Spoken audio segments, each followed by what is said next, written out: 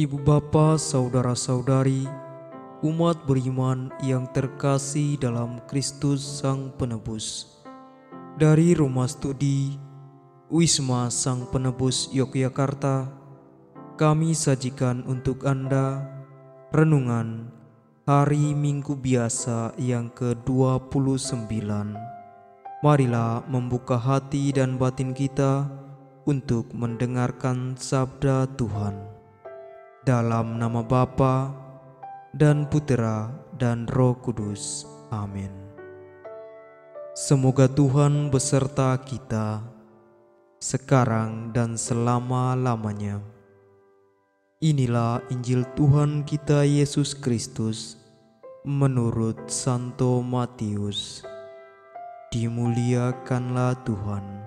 Sekali peristiwa, orang-orang Farisi berunding bagaimana mereka dapat menjerat Yesus dengan suatu pertanyaan. Mereka menyuruh murid-murid mereka bersama orang-orang Herodian bertanya kepada Yesus, "Guru, kami tahu Engkau adalah seorang yang jujur dan dengan jujur mengajarkan jalan Allah, dan Engkau tidak takut kepada siapapun juga, sebab Engkau tidak mencari muka. Katakanlah kepada kami pendapatmu, bolehkah membayar pajak kepada Kaisar atau tidak?" Tetapi Yesus mengetahui kejahatan hati mereka, maka Ia lalu berkata, "Mengapa kamu mencobai Aku, hai orang-orang munafik? Tunjukkanlah kepadaku mata uang untuk pajak itu." Mereka membawa suatu dinar kepada Yesus. Maka Yesus bertanya kepada mereka, "Gambar dan tulisan siapakah ini?" Jawab mereka, "Gambar dan tulisan Kaisar." Lalu kata Yesus kepada mereka, "Berikanlah kepada Kaisar apa yang wajib kamu berikan kepada Kaisar, dan kepada Allah apa yang wajib kamu berikan kepada Allah." Demikianlah Injil Tuhan. Terpujilah Kristus.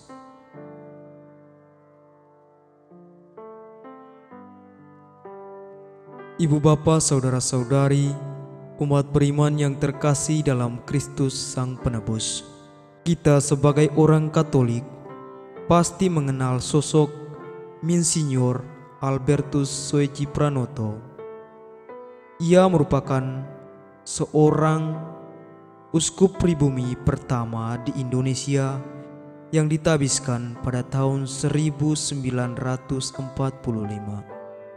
Beliau merupakan uskup pribumi pertama di Indonesia. Meskipun Monsinyur Albertus Soeji Pranoto masuk dalam jajaran pahlawan nasional Republik Indonesia, namun tidak banyak orang yang mengenal sosoknya. Mungkin seperti kata sastrawan Ayu Utami, karena peranannya dalam pergolakan kemerdekaan Indonesia bukan memegang bambu runcing atau senapan seperti yang biasanya dibayangkan dalam perayaan 17 Agustus atau Hari Pahlawan. Soeji adalah seorang rohaniwan. Bagi umat Katolik Indonesia, Soeji adalah tokoh yang sangat istimewa. Ia adalah sosok uskup pribumi yang merumuskan pernyataan yang begitu terkenal, yakni 100% Katolik, 100% Indonesia. Sebelum kepindahannya ke Semarang, beliau mengungkapkan salah satu rahasia pribadinya. Beliau mengatakan bahwa motivasi menjadi imam bukanlah melulu alasan religius saja, tetapi merupakan dorongan nasionalisnya. Demikian katanya, "Keputusanku untuk menjadi imam itu karena didorong untuk mengabdi bangsa.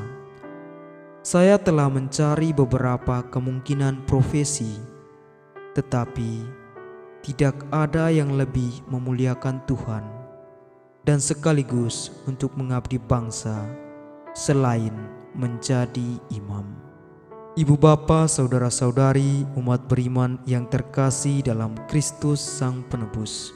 Hari ini kita mendengarkan kisah mengenai hal membayar pajak kepada kaisar. Kewajiban untuk membayar pajak bagi setiap anggota warga negara bukan hanya terjadi pada zaman sekarang saja, tetapi sudah terjadi sejak zaman Yesus. Orang-orang Farisi mencoba menjebak Yesus dengan sebuah pertanyaan. Mereka mendatangkan orang-orang Herodian yang sangat mendukung pemerintahan Romawi. Mereka ingin menempatkan Yesus dalam situasi yang sulit. Apakah perlu membayar pajak kepada kaisar? Pertanyaan sederhana ini mempunyai dampak yang begitu besar. Seandainya Yesus menjawab perlu, ia pasti akan dipermalukan dan diejek karena dianggap berpihak pada kolonialisme Romawi. Namun, jika Yesus berkata tidak perlu, dia pasti ditangkap karena dianggap menentang kebijakan pemerintahan Romawi.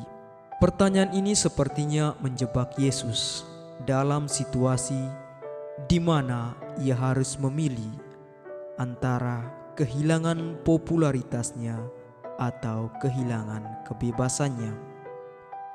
Maka Yesus menjawab bahwa setiap orang harus memberikan kepada masing-masing bagian apa yang menjadi haknya untuk diterima. Namun ingatlah bahwa ada Tuhan yang layak atas seluruh hidup kita. Berikanlah kepada kaisar apa yang menjadi miliknya, tapi berikanlah kepada Allah apa juga yang menjadi miliknya. Jawabannya sangat lugas dan jelas. Sebuah jawaban yang terkesan tidak mengelak, namun justru mengungkapkan hikmat yang sesungguhnya. Ibu bapa, saudara-saudari, umat beriman yang terkasih dalam Kristus Sang Penebus. Menjadi umat Allah bukan berarti kita melepaskan tanggung jawab menjadi warga negara yang baik. Namun menjadi warga negara yang baik tidak meniadakan kepemilikan Tuhan atas seluruh keberadaan kita. Ini tentang keseimbangan dalam visi sesuatu. Jadi, ketaatan kepada pemerintah adalah ketaatan kepada Allah. Hidup berserah diri kepada pemerintah berarti kita juga mau berserah diri kepada Allah, karena Tuhan berkuasa mengambil seluruh hidup kita. Pada contoh dinar yang digunakan untuk membayar pajak, terdapat gambar dan stempel kaisar. Di dalam diri kita ada juga gambar dan tanda Allah, sehingga yang perlu kita ingat kembali adalah di dalam diri kita ada Allah. Hal ini menunjukkan bahwa prioritas hidup kita adalah untuk Allah. Di dalam penghormatan kepada Allah itulah kita menghormati orang-orang di sekitar kita. Kita menghormati pemerintah, kita menghormati pemimpin, kita menghormati orang tua, teman, ataupun siapa saja. Oleh karena kita menghormati Allah yang telah menghadirkan mereka di dalam hidup kita ini. Hanya Allah yang berkuasa dan berdaulat untuk hidup kita. Umat beriman yang terkasih, marilah kita mengikuti teladan dan motivasi juga dari Insinyur Albertus Soji Pranoto. Entah apapun itu profesi kita, kita dipanggil untuk mengabdi bangsa, sebab kita semua dipanggil untuk memuliakan Tuhan. Semoga Tuhan memberkati kita. Amin. Marilah kita berdoa. Semoga berkat kehadiran-Mu dan bantuannya kami sanggup melaksanakan tugas perutusan kami untuk mengabdi Engkau dan melayani sesama dalam kehidupan kami setiap hari. Sebab Engkaulah Tuhan dan pengantara kami. Amin. Dalam nama Bapa dan Putra dan Roh Kudus. Amin.